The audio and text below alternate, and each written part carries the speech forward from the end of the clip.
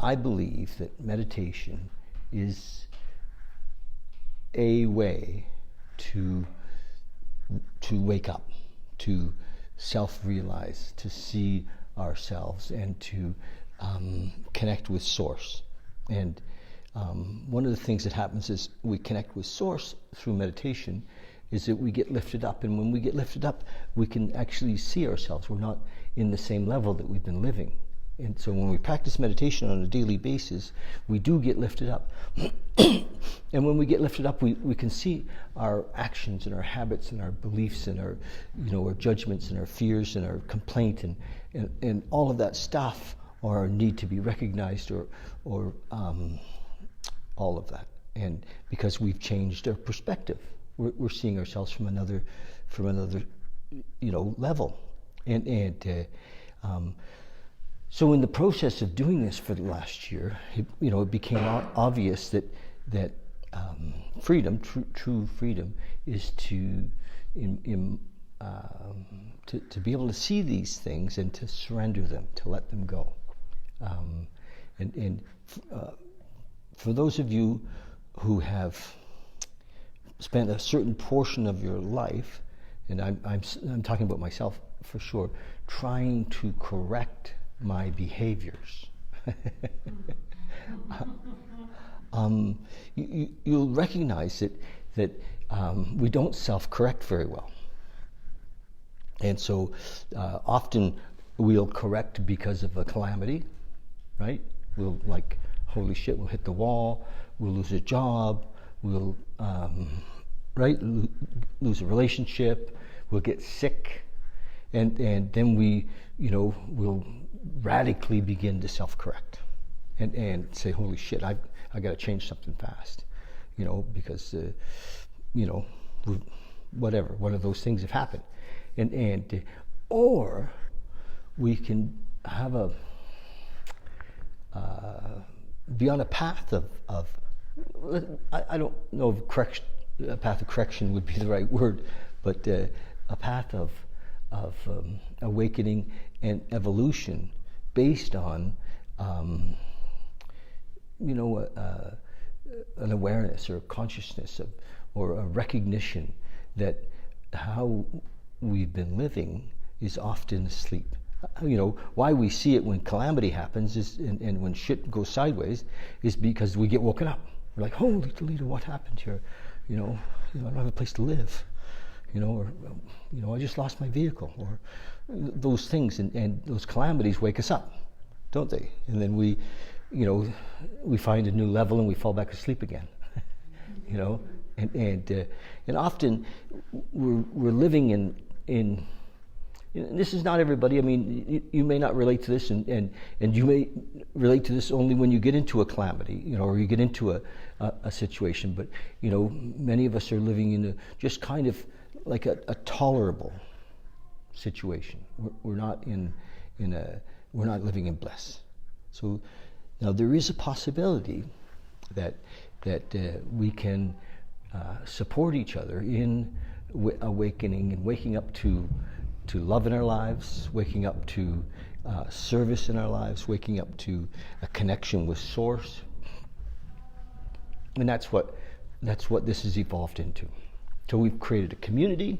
We're creating a community. The community's getting bigger just by way of the conversation about the community. We had every month we've been having a potluck dinner, and so we eat together. You're in trouble when you're not fit to go out. You say, I don't want to go out. I don't want anybody to see me this way. But what we're doing is create a community where we can come no matter how we're feeling, where we don't have to lift ourselves up to put on a mask to come out and be with each other, where we can drop the mask and come and say, I'm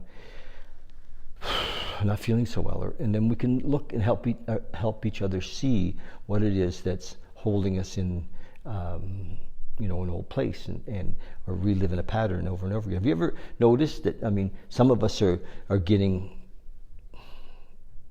fortunately, older, and we can see how the patterns roll over and over and over again. They don't change, so what are we going to do to bust out of them? Other than totally breaking up our world, selling everything and moving to Thailand, you know, which actually doesn't sound like a bad idea, but still. And other than doing that, this is the model. So we're creating a community where we can actually be honest with each other. Last week, James suggested that we kind of set up a little bit of a buddy system where we, with another person who's in the group, that we connect with, But, somebody I think that's coming, I think there's no replacement for being here personally, And I'm sorry if you live out of town, you can't come. I appreciate that you're with us this way. On Mondays, we're going to, get more personal. We're going to talk more about what's happening so that we can see when we're caught up in an expectation. Like that happens so much. Where our judgments often come out of expectations. And how would we like to move from expectation to acceptance, to true acceptance in each moment? Because the freedom is not in expectation; it's in acceptance. So we're going to meditate for a little bit, and because meditation helps us to kind of drop in. The breath is the doorway to this moment. One of the beautiful things that happens in meditation is there's just you and your mind. You get to see how the mind, when we're in a quiet space, likes to just think about things, thoughts travel through. And the way to kind of get out of the thoughts is to breathe. Just watch your breath. Be focused on your breath. And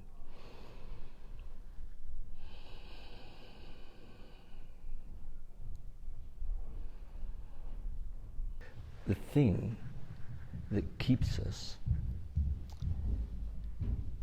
in, I'll call it distress or dissatisfaction, is identity. And one of the things is identity. I'd just like to hear, we'll start with Doug and kind of go around and say one thing that you're not. So it's an identity that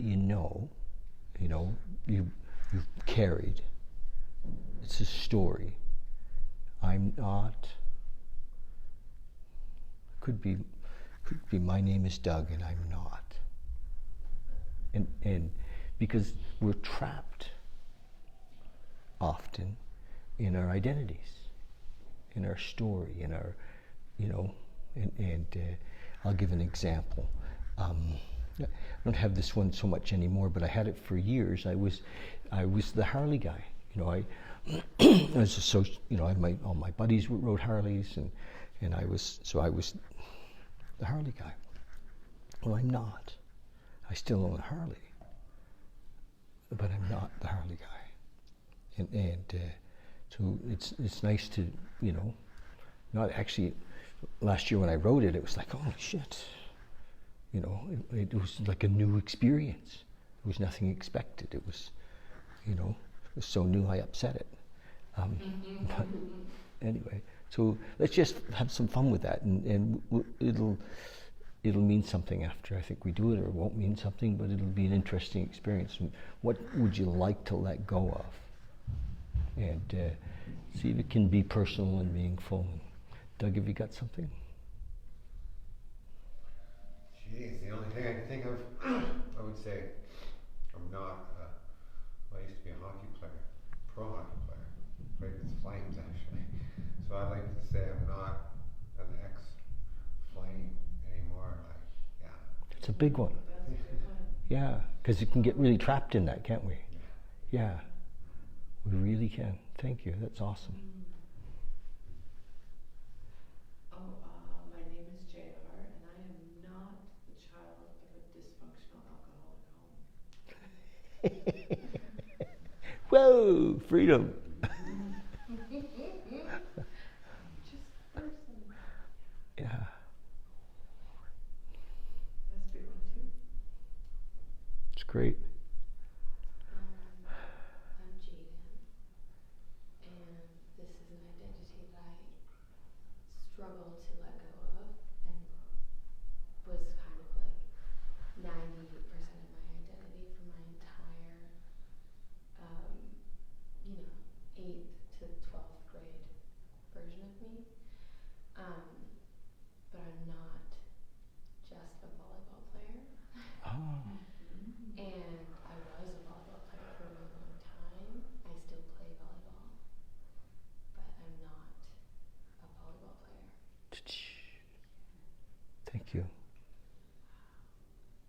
Trevor? Well, this is something kind of similar, because it's something that's, I guess, really ingrained in my sense of self. But I want to let go of it because I want to still do it, of course, but not take it up as an identity, and that's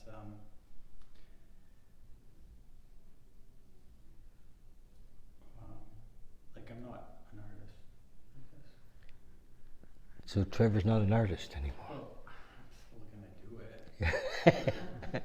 So maybe you're not ready to let go of that. Like I'll still, but yeah, it's just like when it comes to that ego thing, because it was really wrapped up in ego in my 20s.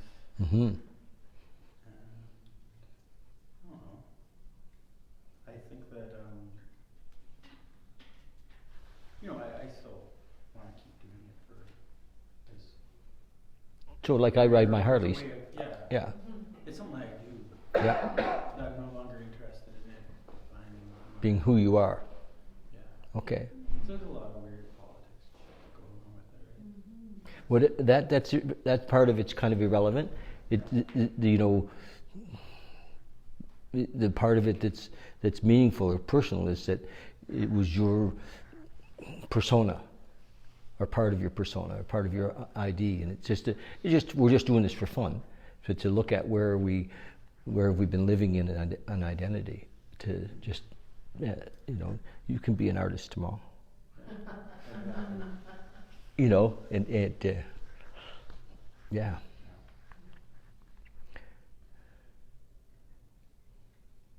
Craig? I'm Craig, and I'm not socially anxious.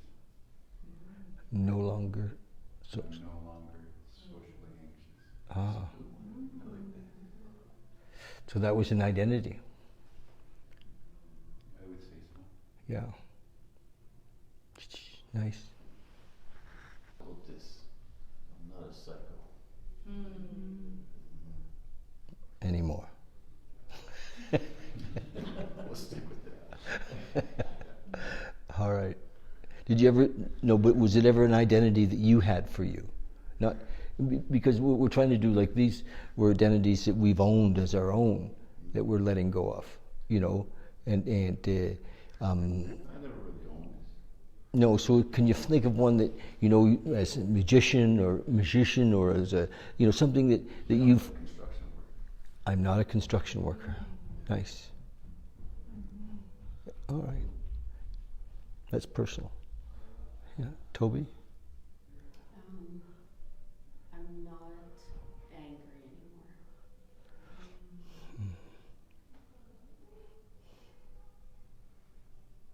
Nice. Toby's not angry anymore. We can all just relax. I think we can all buy into I'm not angry anymore. Thank you. Is your status on your Facebook? Yeah.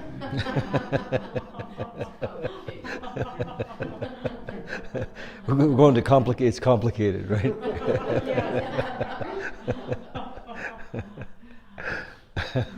Beautiful. With all of this, I believe we replace it with the concept of love, and because I think all of it has the possibility to have shame around it. The attachment to an identity sets up expectations, and then with expectations comes. We never really live up to those expectations, even of ourselves, and so when we don't live up to expectations, we drop into shame. We drop into self-pity. We drop into anger, and so what a huge win to make even a list of all of the things that we identify ourselves with, and begin to surrender them, because in truth we're none of those things in the moment. when we're really here, when we're really present, when we're really here and present, I'm nothing. You know, I'm not.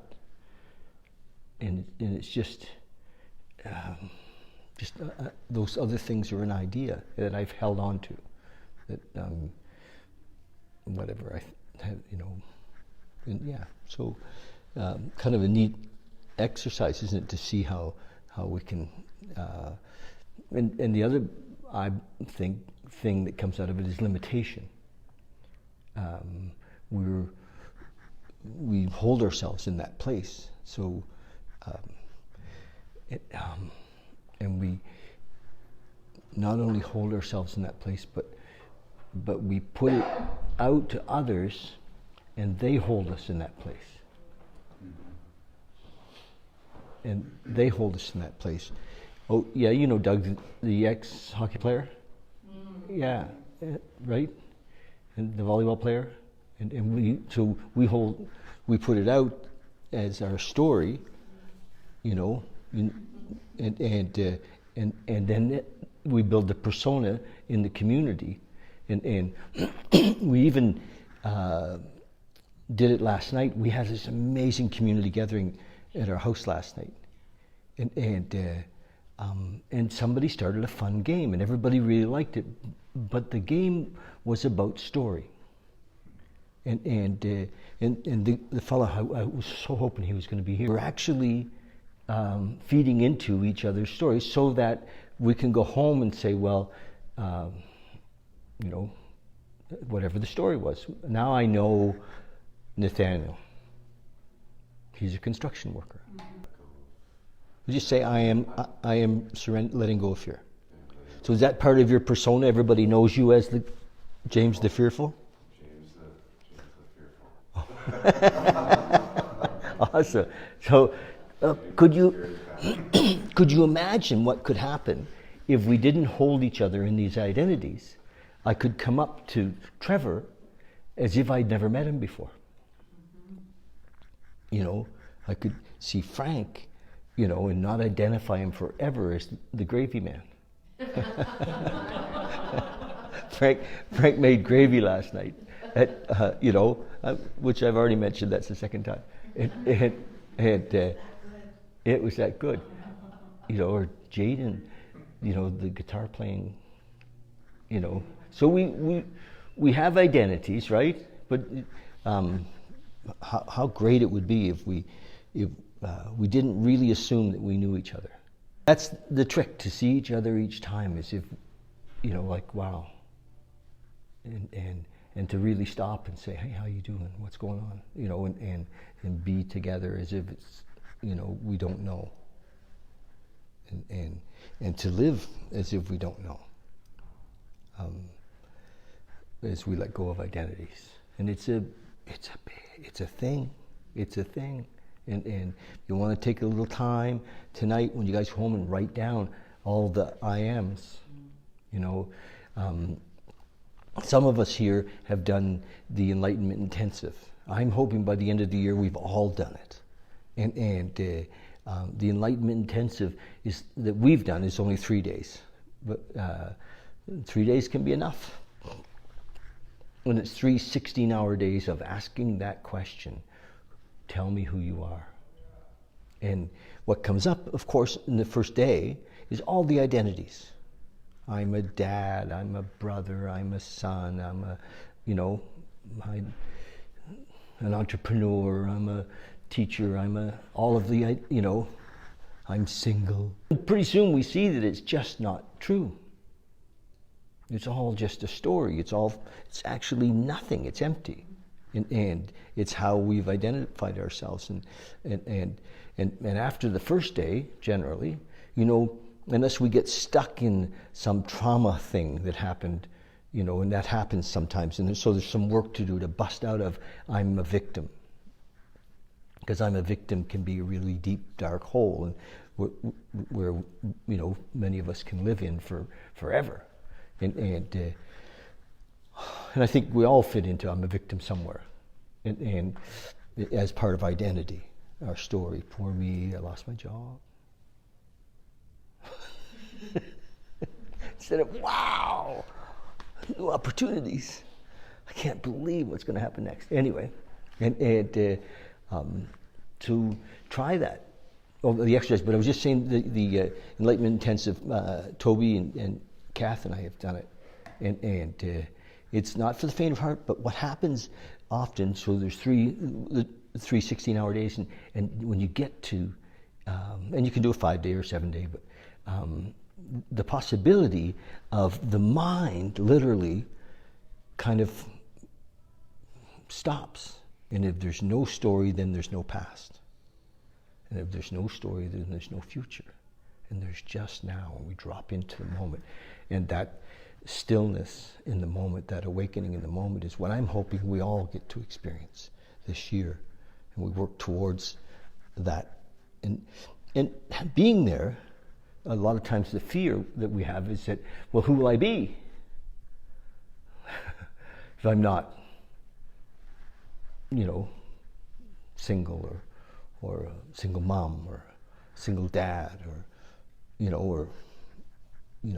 and many of us have personas that are not nice of ourselves. I'm dishonest, I'm a thief, I can't stay sober. We have those personas that are, so this year we're going to dig around in some of that and help us to just let it melt. It's not real. And it's gone. And we're going to do a little bit of that Enlightenment Intensive on our March 21st event that I hope everybody comes to. It's a 1-day, full-day event that we're going to do a whole bunch of things that are all possible awakening tools, so enlightenment tools, and we're going to do some breath work, and we're going to dance. We can lose ourselves in dance, where there's nothing left. There's no future. There's no past. We're just totally lost in the moment in dance. So we're going to do dance. So we're going to do some meditation, and we're going to eat, and actually, I think we're going to eat vegetarian and only with our fingers. I just made that up. Yeah, very tactile. Wouldn't it be very sensual? Okay, maybe we'll eat with our fingers. We'll see. But wouldn't that be, let go of the identity around forks and knives, less dishes to wash? I think that somewhere in the identity thing that we were just talking about is hidden the reason we separate. Because we know it's not true. We know that there's a lie, and that we're not those people, those things we think we are. And so last night we had a community gathering at our home. Once a month we get together for a potluck, and it was a beautiful gathering and quite real. We're there with each other, and I hope that, it happened last night, but I believe it's going to even happen more, where we just come together to be together in the moment and drop the facade of our masks, of who we pretend to be, and not talk about our stories, just to be there with each other and in truth, and not in comparing, not in one-upmanship, not in being something, just to be nothing together. The neat thing about communities, we have community, and we have a commitment to stay through the stuff. That's when it pops, to stay through the unpleasantries sometimes of being together. Most of us have run away because we're afraid. We don't want to be seen. We don't really want to be seen. And it's understandable, because how can we be seen when we really don't know who we are? So we built a society based on who I am is what I own, who I am is what I do, right? Who I am is who I married, who I am is whose kids, what my kids do. And so we built a society on how we value ourselves and those around us by those standards. And yet we're home alone, lonely. Anything to be together. In I was going to say other than, but even not other than.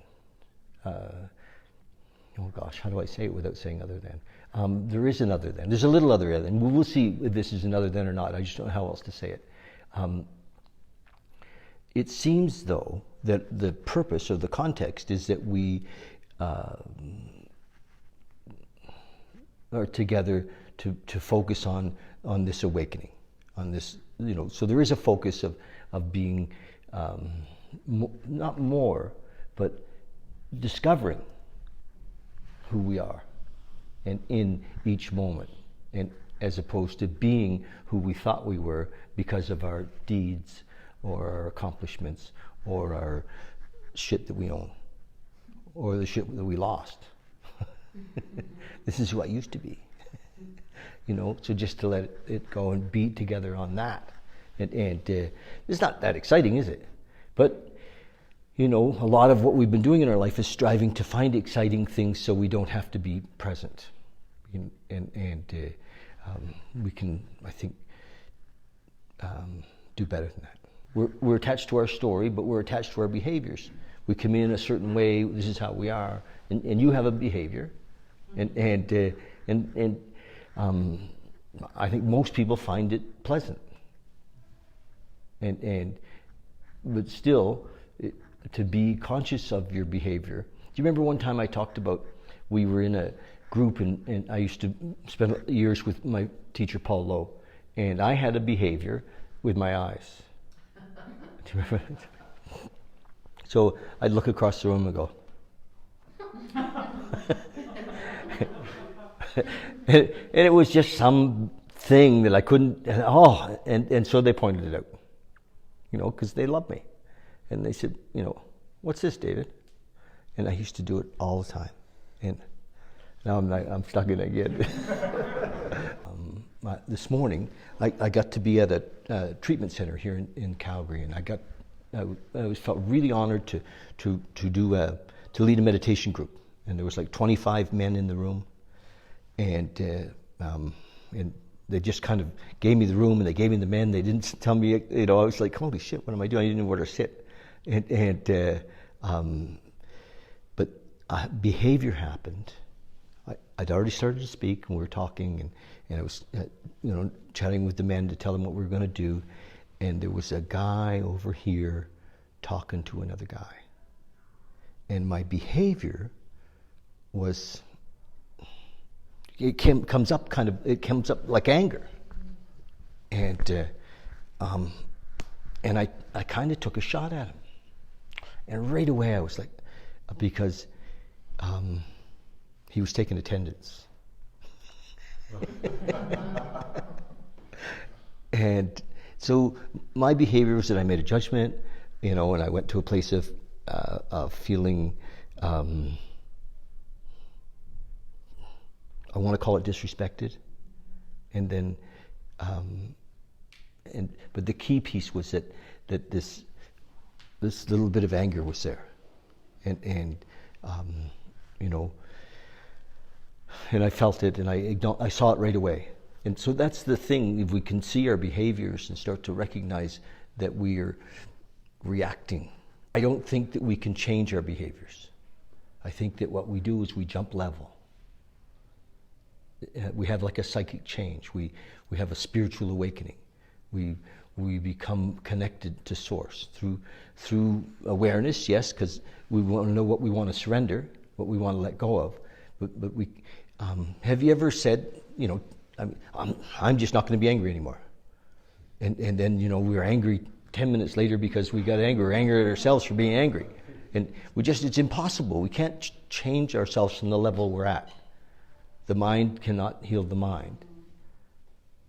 We have to be able to move to another level, to the next, and I think ultimately that through meditation, through doing the work, we can drop past all of this. And I've been watching Muji. I can't resist. Have you guys heard of Muji? So this is this guy. And I'm just going to tell you about him because he's a teacher, and he's in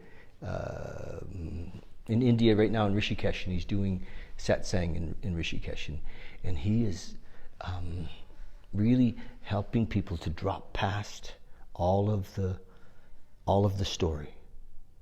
And that's the key, is as soon as we drop out of all of the story, and we're just talking now about the early stages of identifying the story, as soon as we drop by all the story, we're connected to the source. Source is only in the moment. And it's story that keeps us from being there. And all of the preconceived ideas, and we can't actually do it. We can, we can't find it by working at it, but we won't find it if we don't. So it's interesting because he's just happens to be this fella who's helping people in that process, and he's and we get to watch it. And it's very seldom that happens, that you can actually see it happening. And he's in there for another couple of weeks in Rishikesh, and you can watch him on Facebook. My job, I think, is to share anything that I can with all of us that might help in us getting out of jail. We're in our 12-step literature, it says we're in the bondage of self. Now, not everything that I'm going to suggest or that's going to be suggested by others here is going to fit for everybody. Some of you may look at Muji and say, this guy's crazy. And that's fine, But I'm going to share what I think is a possibility and to tweak us. And because we really are asleep in this dream of who we think we are. And it takes a snap. And old Indian gurus used to hit their students with sticks, or, wake up. And, many of us are in a 12-step community. But what I'm hoping is that we go a little deeper than what sometimes happens there. I mean, there's amazing honesty in the 12-step world, like unbelievable honesty in the 12-step world. But we don't do a lot of holding each other accountable. And I'm hoping that we can create a bit of consent for accountability, and to support each other when we're judging ourselves, or when we're slipping into our identity, or when we're judging others, or when we're acting out of fear, or when we're acting out of anger. And so there will be, we'll sharpen our intuition. And so if you're in the room and you're seeing something happening with Trevor, you might be able to say, Trevor, I don't know if this fits, but I think this is what I'm seeing is you can ask, not instead of saying, I think you're angry. See, is there something going on?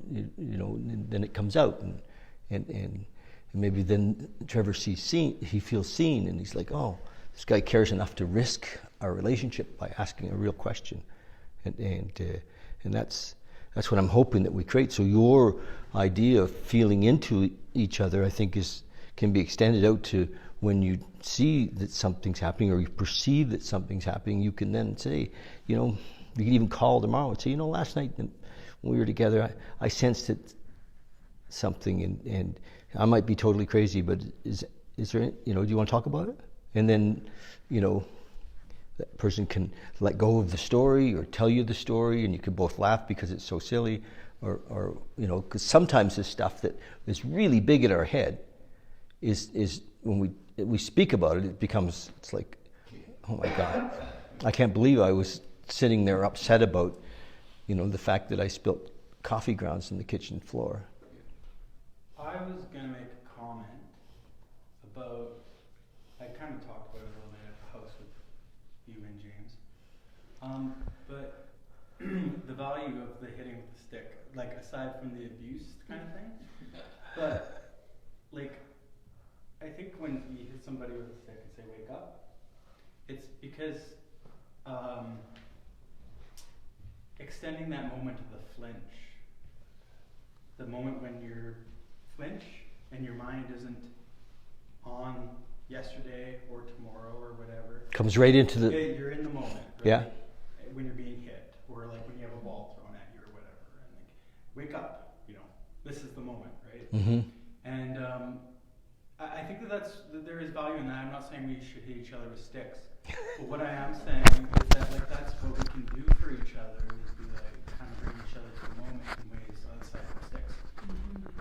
And I find value in that because, like, as I was explaining to James, like I can be going and seeing an aurora borealis and be thinking about what's in my wallet, or be thinking about, oh, I wish that girl was with me, or my mind's never like on what's in front of me at the moment.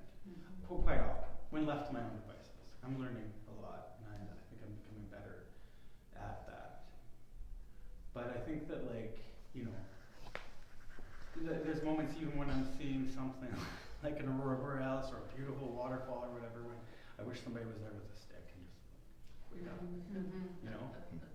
And I think that there's a lot of value in that whole practice, and I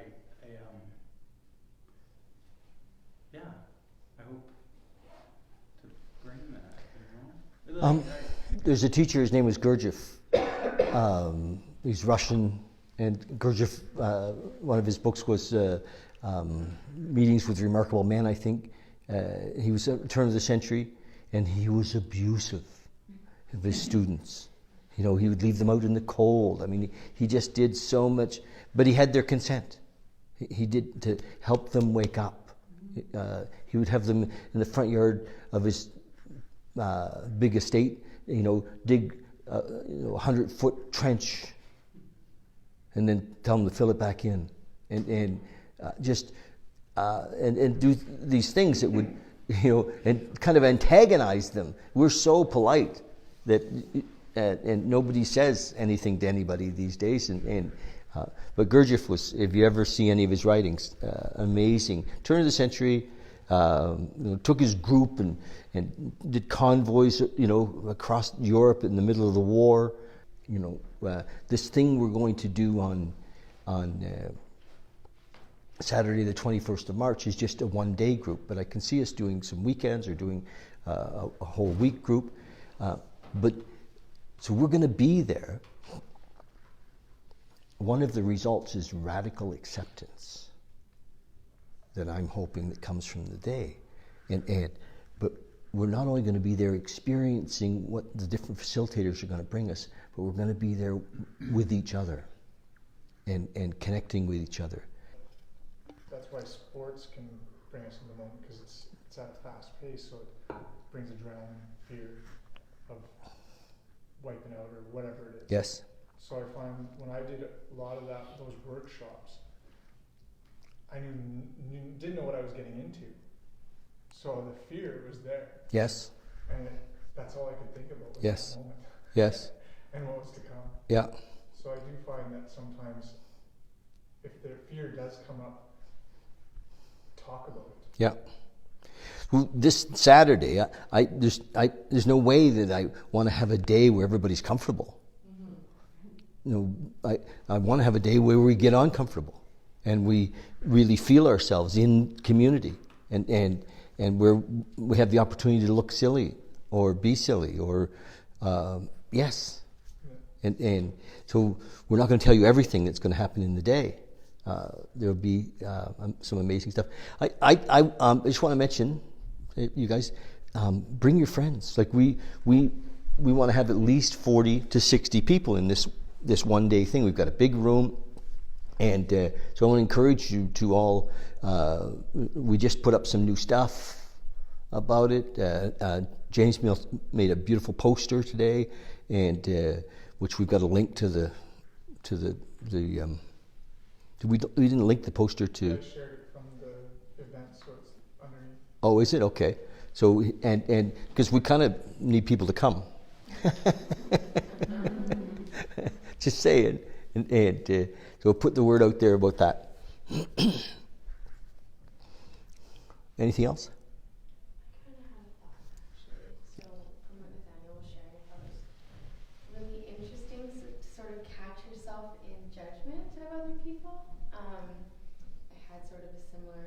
experience, I was at a volleyball drop-in night, and I live in this story. This is an identity that I haven't let go of yet. I try. I'm conscious of it. I'm aware, but I feel like I'm young and I'm underestimated, and people don't hear me or see me the way that I feel like it's going on in my head. So I was having a conversation with this guy who was there with my friend who was 3 years older than me, and we were talking, and they sort of started a conversation, and then he asked me how old I was. I was like, oh, I'm 19. And then in my mind, he stopped talking to me. From my perception, he was like, oh, okay, and then kept talking to my friend who was his age, right? And that was me projecting my story onto him. Oh, he's not interested in having a conversation with me because I'm young and I'm immature, and he doesn't have time for that, whatever, because he's older. And then at the end of the night, he ended up reaching out to me and being like, hey, I thought you were cool, like we should play volleyball again sometime. And so that was my like flinch moment, kind of like, oh, okay, you know, like that didn't happen at all. It was just sort of all in my head, and I just like thought that he just didn't want to talk to me because I was young, but that's my shit. You know? Oh, totally. Because I think, and I wasn't even there, that he didn't want to talk to you because you're so beautiful, and he was self-conscious, and he was shy, and he's like, oh my God, you know, what should I say? I don't know what to say, you know. So it's really interesting because like become aware of that, and to Yes. see. I had a conversation with my mom about it after, to just be like, okay, I see that I am, you know, projecting onto every situation my own story. Yes. Why didn't they call? They don't like me. Mm-hmm. Yeah. Interesting. I never get invited to anything. Yeah.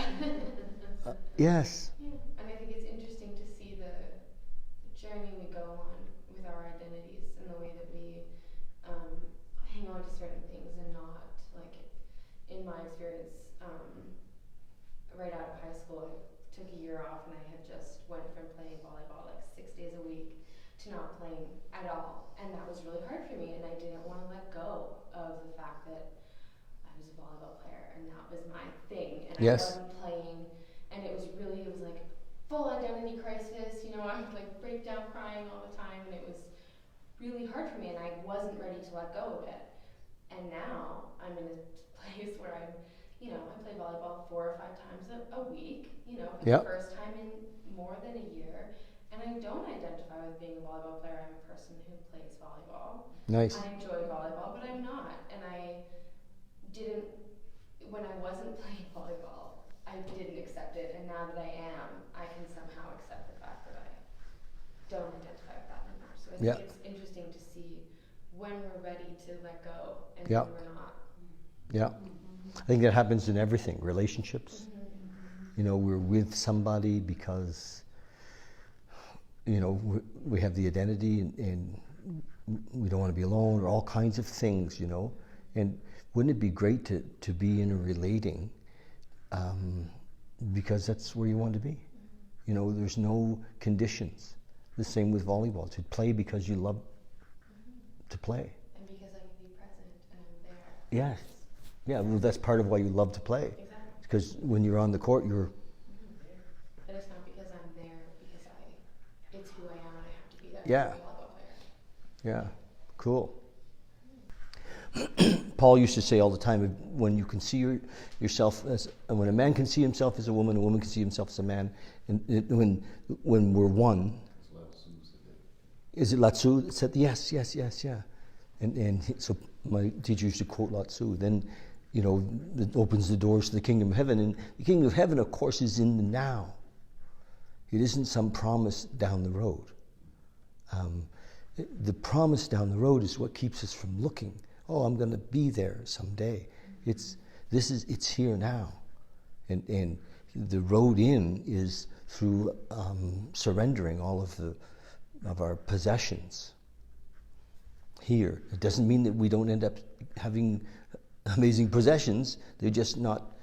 We're not attached anymore. We're not. You know, we're not possessed by the story. I'm not a father, and to let that go, just like, you know, and yeah, and so, Yeah, good for you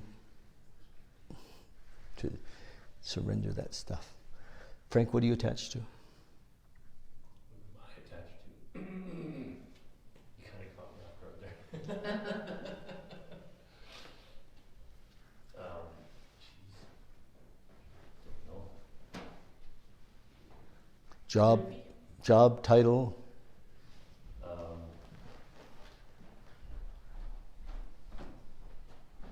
Definitely attached to my job. Yeah. Very, it's a personal attachment to my son. He's 18, he has autism, and he's the joy of my life. Mm-hmm.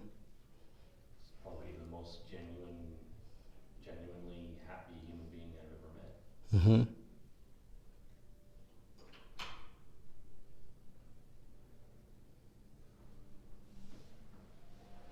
So, do you find that you're really with him? As much as I can be. But when you're there, Yeah. and you're really with him? I don't know this as I could improve there, for sure. I don't know this is an entire fact. I know it somewhat as a fact, but I don't know it entirely as a fact. But whenever I've been angry at the end of a relationship or in grief at the end of a relationship, isn't because the relationship was over. It's because I wasn't really there.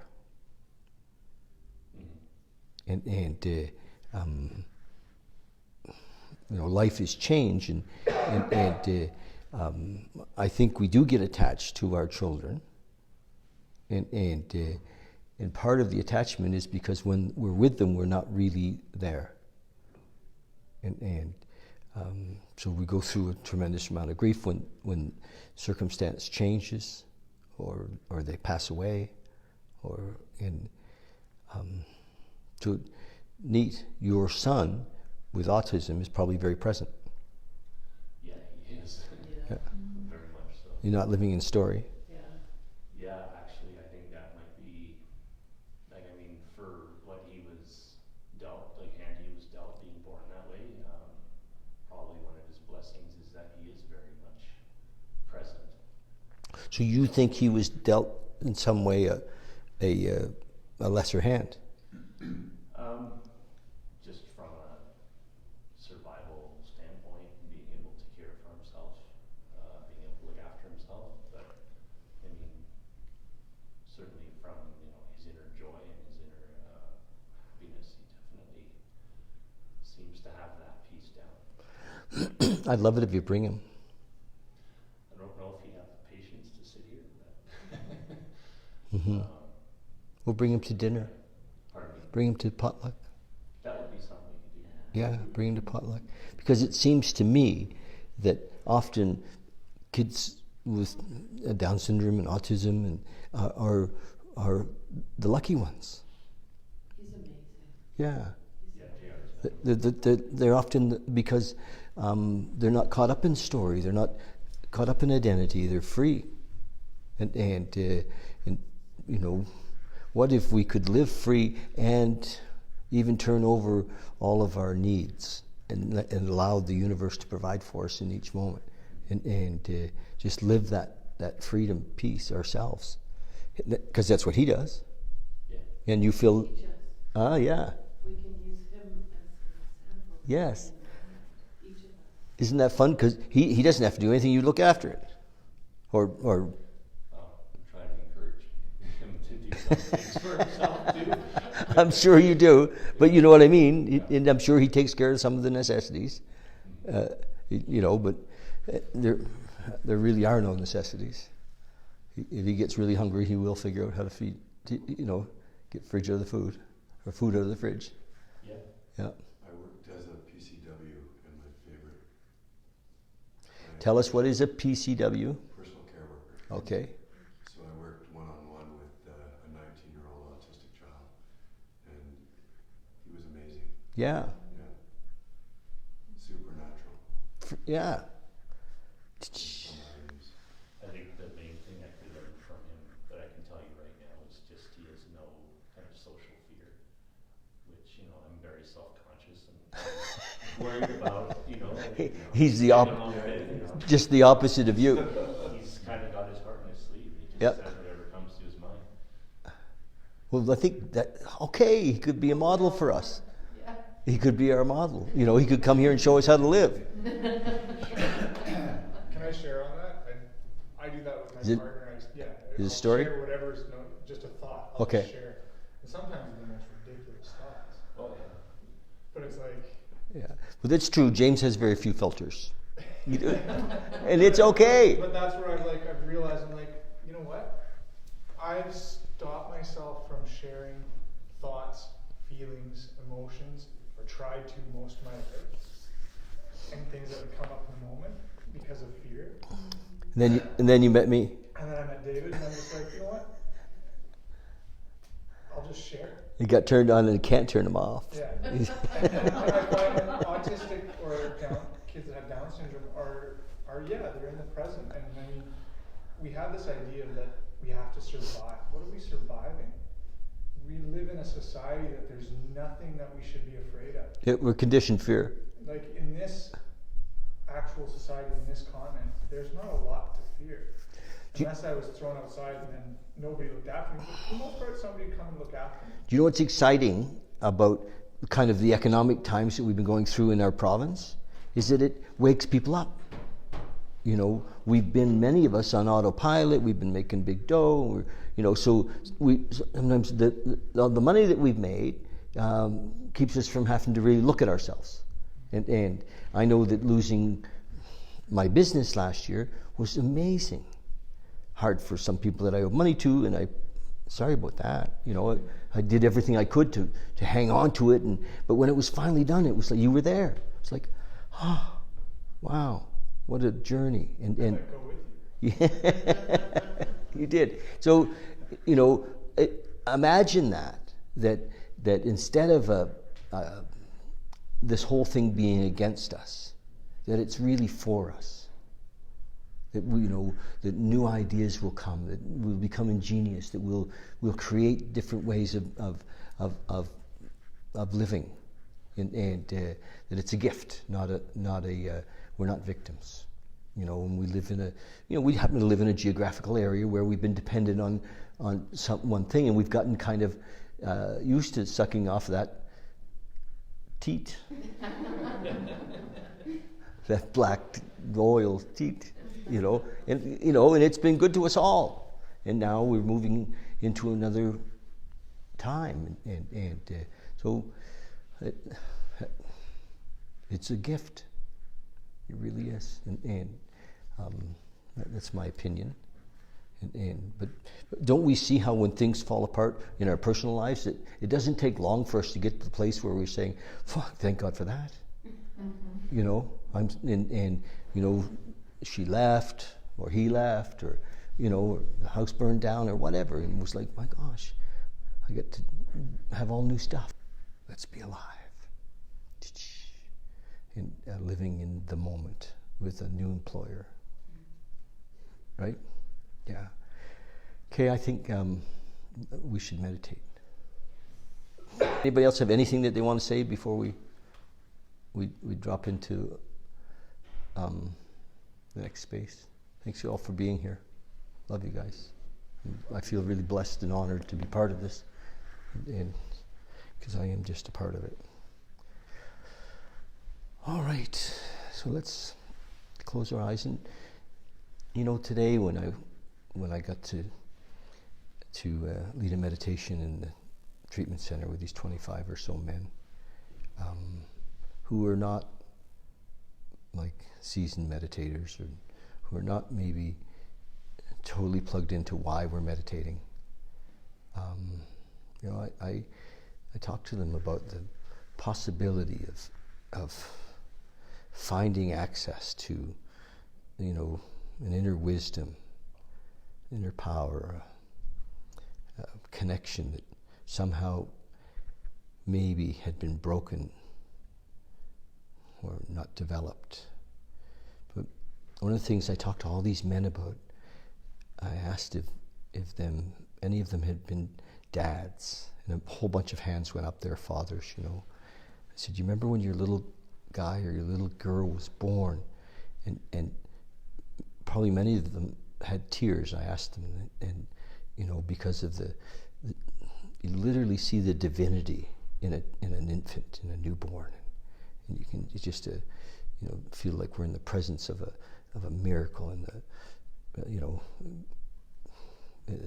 manifestation of God in this little being that comes into the planet, and that somehow as that little being gets a little older and starts to feel around and sense that it's separate, and that after it feels into its separateness, it starts to actually recognize that something's not quite right, that there's maybe anger, or that there's that maybe they start to feel eventually unsafe, and somehow the connection that to this inner wisdom, to this inner source, gets severed, and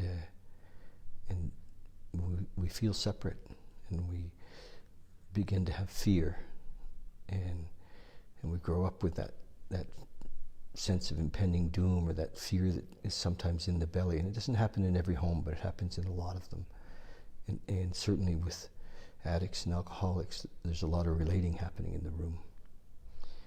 And what I encourage them is that through meditation we can reopen that connection, and we can find safety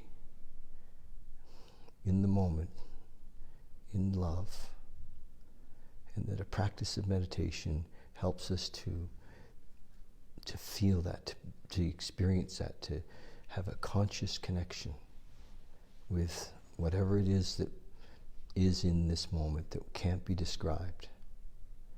And it was a beautiful moment to share that with them, and as a why do we meditate?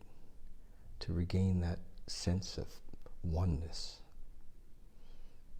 And I believe that men and women, mature people meditate. Mature people have a spiritual connection.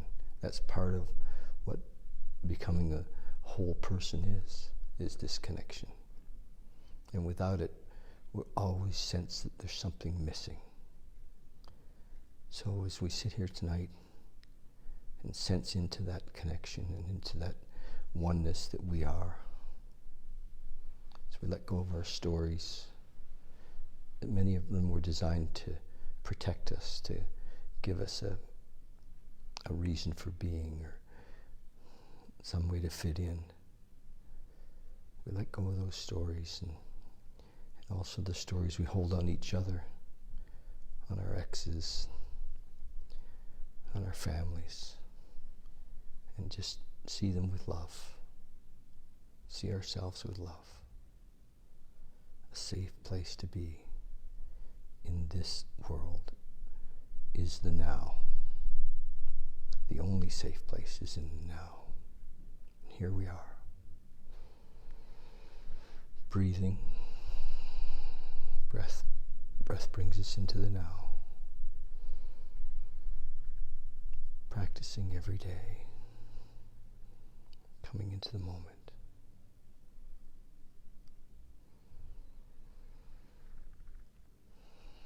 Remember, when thoughts come to take us out of the moment, to breathe. Breath is the practice.